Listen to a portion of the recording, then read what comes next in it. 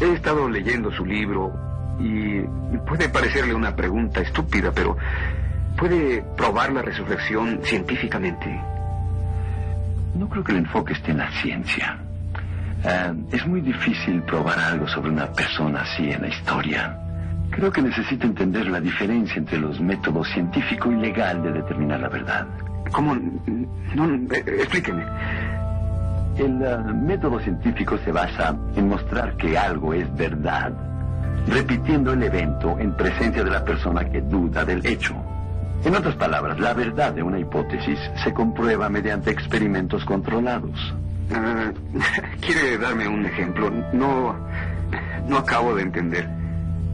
Supón que yo digo, el jamón flota, y tú dices, yo no lo creo. Te llevo a la cocina, en una situación controlada, ponemos 10 centímetros de agua en una olla a 28 grados, y comienzo a repetir el evento, plonk, plonk, plonk, y después de 100 veces, llegamos a la conclusión de que el jabón flota. Ahora, si ese fuera el único método, Tom, de determinar qué es o qué pasó, no podrías probar que fuiste a tu primera clase esta mañana. No podrías ni probar que fuiste a la clase donde di la conferencia, porque no se puede repetir en una situación controlada. Sí, parece lógico, claro. Existe el otro método que se llama método legal. El método legal se basa en testimonios. En otras palabras, se llega a un veredicto basándose en la eficacia de la evidencia. Son necesarias 3 cosas. Ellas son testimonio oral, testimonio escrito y pruebas materiales, tales como una pistola, un cuchillo, un libro de texto, etc. Usando ese método, podrías probar que estuviste en la primera clase esta mañana. El profesor te recuerda, tus amigos darían testimonio, tienes tus apuntes en tu propio puño y letra. Ahora, el método científico no es apropiado para contestar o refutar preguntas como ¿George Washington existió? ¿Martin Luther King fue el líder de derechos civiles? ¿John F. Kennedy fue asesinado? ¿Quién fue Jesús de Nazaret? ¿Resucitó Jesús? Estos eventos no pueden repetirse en una situación controlada. Así que la pregunta, ¿es la resurrección científica o puede probarse científicamente? No puede hacerse. Tienes que aplicar el método legal, que está basado en testimonio. Bueno, ¿y estos hombres que dieron su testimonio no pudieron equivocarse? No lo creo. Escucha, eran 12 hombres, Tom. Y 11 murieron una muerte de mártires por una cosa. Una tumba vacía y las apariciones de un hombre llamado Jesús de Nazaret. Ahora, hay quienes me han dicho, mire, muchas personas han muerto por una mentira. Sí, pero creyeron que era la verdad. Si la resurrección fue una mentira, estos 11 hombres lo sabían y lo escribieron como testigos oculares. Y con excepción de 40 días antes de la ascensión, vivieron, caminaron y comieron con Jesús. Así que si la resurrección fue mentira, estos 11 hombres lo sabían. Entonces hay que decir que no solo murieron por una mentira, sino que sabían que era mentira. Y te reto a que encuentres a 11 hombres en la historia que hayan muerto por una mentira a sabiendas de que era mentira. Ellos firmaron su testimonio con sangre, pasaron la prueba de la muerte para probar su veracidad. En realidad prefiero creer su testimonio que el de mucha gente que conozco, que no quiere ni cruzar la calle por sus creencias, mucho menos morir por ellas. Oye, ¿entendiste lo que te dije? Señor Endler, próximo testigo. Diga su nombre y experiencia para el archivo. Mi nombre es James Warner Wallace. Soy un detective de homicidios retirado del condado de Los Ángeles. ¿Y es el autor de este libro, Cristianismo Caso Congelado? Sí, así es.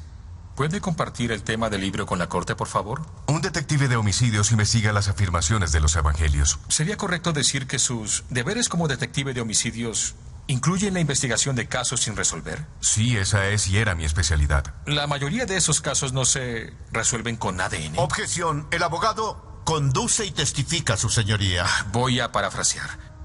¿Cuántos de estos casos fueron resueltos con el uso de pruebas de ADN? Ninguno, ni siquiera uno. Eso es popular en la televisión, pero nuestros departamentos nunca han resuelto un caso con ADN. Entonces, ¿cómo se resuelven los casos? A menudo mediante la investigación de las declaraciones de testigos oculares, aunque muchos de ellos ya hoy han fallecido. Perdone mi ignorancia, señor Wallace, pero ¿Cómo es eso posible? Tenemos unas técnicas utilizadas para probar la fiabilidad de un testigo ocular, incluyendo el análisis de declaración forense. Es una disciplina donde escudriñamos las declaraciones de testigos oculares, lo que eligieron minimizar o enfatizar y todo lo que admitieron. Revisamos los usos verbales, sus conjugaciones, el uso de pronombres y cómo expanden o contraen el tiempo. Y hasta podemos decir quién está mintiendo. ¿Y usted utilizó este método fuera de su área de trabajo? Sí, lo apliqué a la muerte de Jesús en manos de los romanos y usé los evangelios como si fueran otras declaraciones forenses. En pocos meses pude determinar que antes de los evangelios leídos desde diferentes perspectivas, estos contenían testigos sobre la vida, ministerio, muerte y resurrección de Jesús. ¿Y consideró que los 4 relatos podrían ser parte de una conspiración destinada a fomentar la creencia de una fe incipiente? Debe considerar conspiraciones en los relatos de testigos oculares, pero conspiraciones exitosas suelen incluir el menor número de personas. Es más fácil para 2 personas mentir y mantener un secreto que para 20. Fue el problema con las teorías de conspiración relacionadas con los apóstoles del siglo I. Hay demasiados intentando mantener esta conspiración durante demasiado tiempo. Y mucho peor, han experimentado presión como ningún otro, una presión inimaginable. Cada una de estas personas fue torturada y murió por lo que afirmaron ver, y ninguno de ellos se retractó de su historia.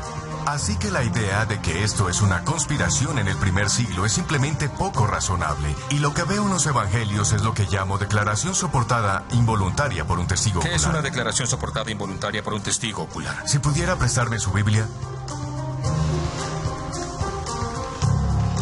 Déjeme ir al Evangelio de Mateo para darle un ejemplo. Voy a empezar con un pasaje en el que Jesús está frente a Caifás en una audiencia. Aquí dice: entonces le escupieron en el rostro y le dieron puñetazos, y otros le abofetearon diciendo: profetízanos, Cristo, ¿quién es el que te golpeó?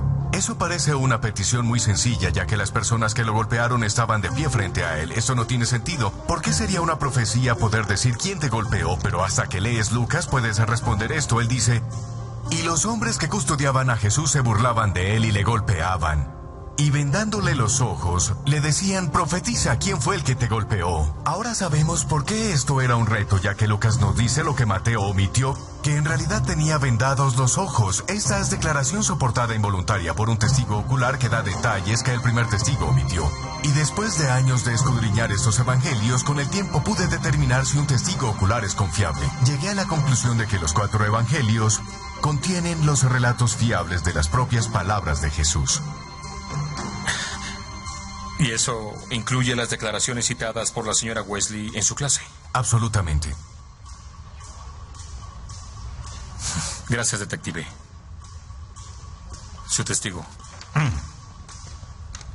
Detective Wallace, no pretendo tener el conocimiento bíblico que usted tiene.